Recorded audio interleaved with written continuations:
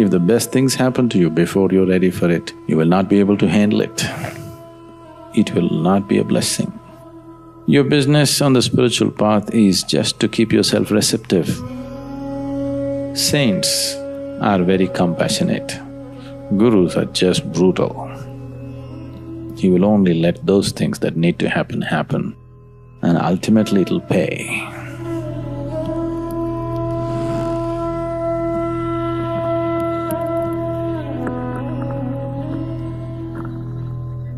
Once, there was a yogi in South India, and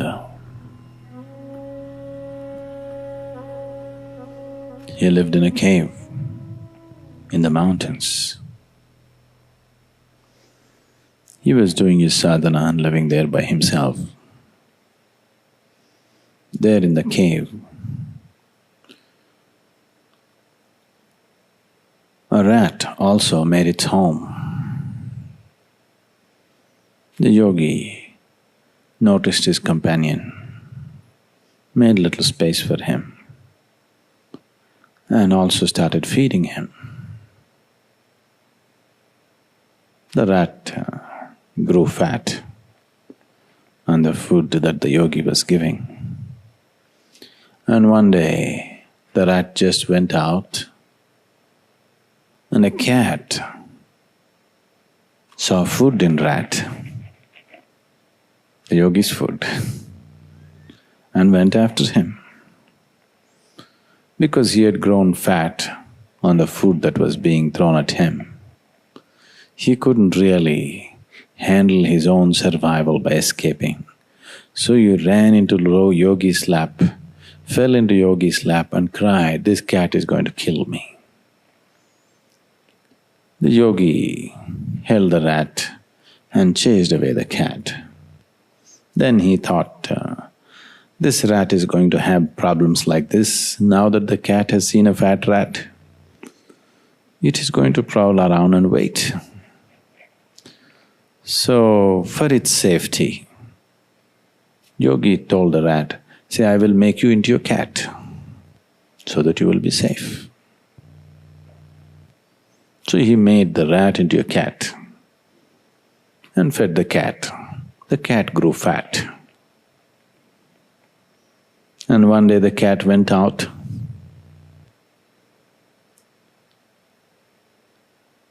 A hunting dog saw this cat and went after him. Once again, because the cat had grown fat with yogi's food, he is not able to handle his own survival. He ran straight to the yogi and fell in his lap and said, "The dog is going to kill me." The yogi held the cat and chased away the dog, then decided to… said, for its safety, the best thing is, it becomes a big dog.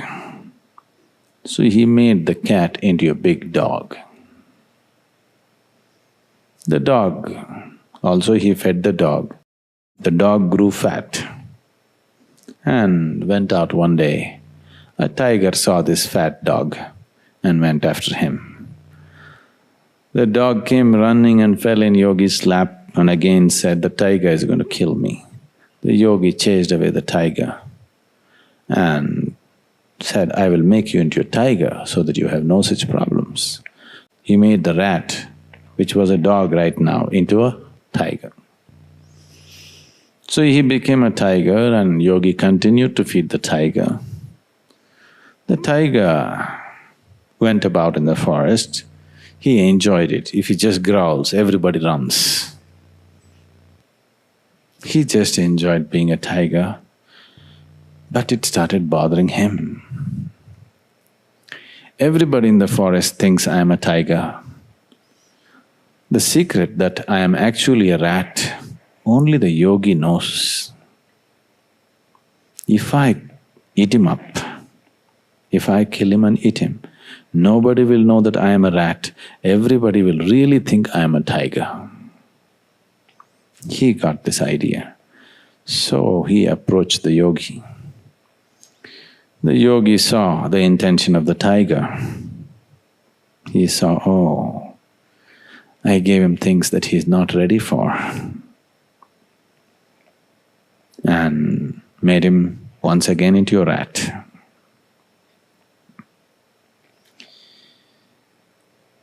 These things are constantly happening in your lives. Always people are asking, okay, somebody else is like that, why not me? What about me? If things come to you before you're ready for it, it will not be a blessing. Best things I'm talking about. If the best things happen to you before you're ready for it, it will not be a blessing in your experience, it'll become a great difficulty. You will not be able to handle it. Whether it is material well-being or spiritual well-being or great experiences or whatever, unless you evolve yourself into a certain stage, it will anyway happen.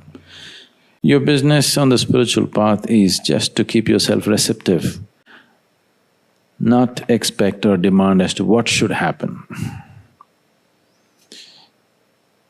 I am not that kind of yogi.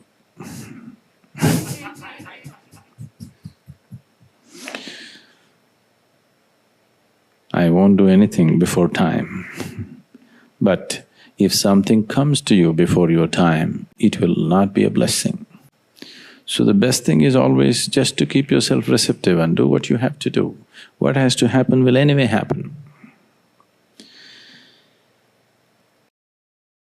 In India, we have this practice, especially if you plant a mango tree.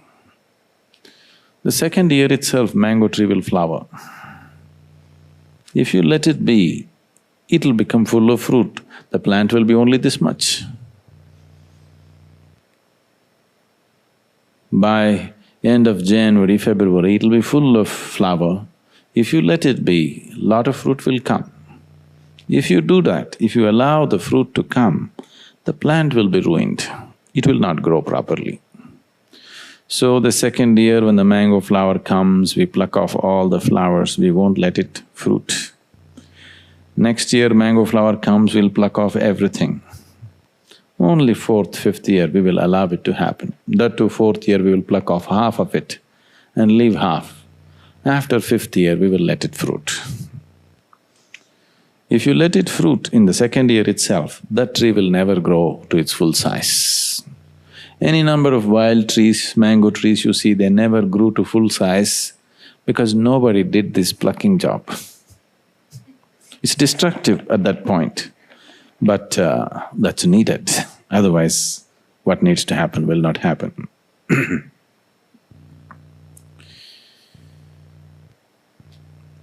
These misplaced, people who are loaded with morality, some of you, you have too much of misplaced compassion.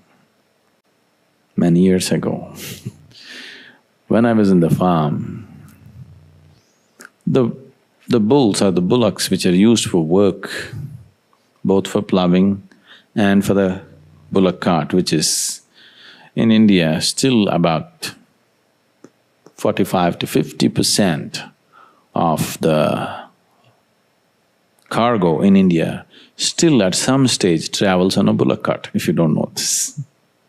There are trucks, there are trains, there are everything, but still 45 to 50% of the cargo in India still travels on a bullock cart, at least in its early stage, from farm down to the market somewhere. So every farm has bulls and carts, this is normal. So I had these two bulls, and if you treat them well and if you take care of them, they really are good, They act like your friends and they're very responsive. You can have a certain kind of rapport and relationship with them. Like people have very close and dear relationships with dogs. Similarly, people have very close relationships with cows and bulls. So these two bulls are good and they're handsome young men, So, periodically, you have to do like you have the horseshoe for the horses. Similarly, a similar shoe, actually a horseshoe of a slightly different size, also goes into the bull's toes. The way it is done, with the horses you can do it, have the horses standing and do it. With the bulls it's not possible to do that. They have to put the bulls down on the floor and it's quite a terrible affair when it's being done. I just saw this whole… A couple of times this guy came and did it, and the way he was doing it, I thought, where is it needed? I have stopped using the cart. My bulls won't go on the road. It only walks on the, unpaved surfaces. So I thought, don't want this horseshoe for my bull. There's no bull shoe, okay?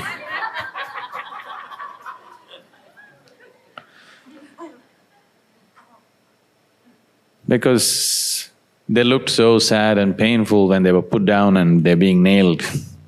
Looked like crucifixion. So, this particular shoe wore out and I refused to, the thing. That guy comes periodically, once in 2 months, he wants to put a new shoe, that's his livelihood.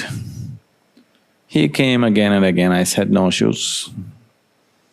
He said, it's not good. I said, it doesn't matter.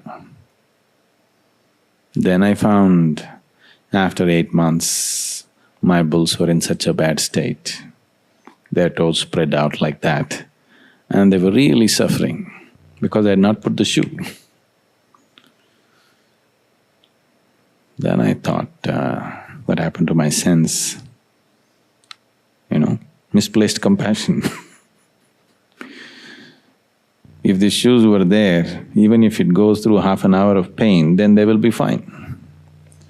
Now to avoid that half an hour of pain, now they're all the time painful. It took a lot of work and in many ways, this decision curtailed their life itself. So, on the spiritual path, saints are very compassionate. Gurus are just brutal.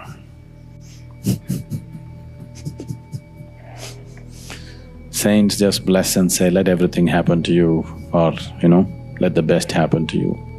A guru is brutal. He will only let those things that need to happen, happen. Rest of it, he won't let it happen. And ultimately it'll pay. Ultimately it'll definitely pay. So those of you who are wondering and struggling, comparing yourself to somebody else, that's not how it is.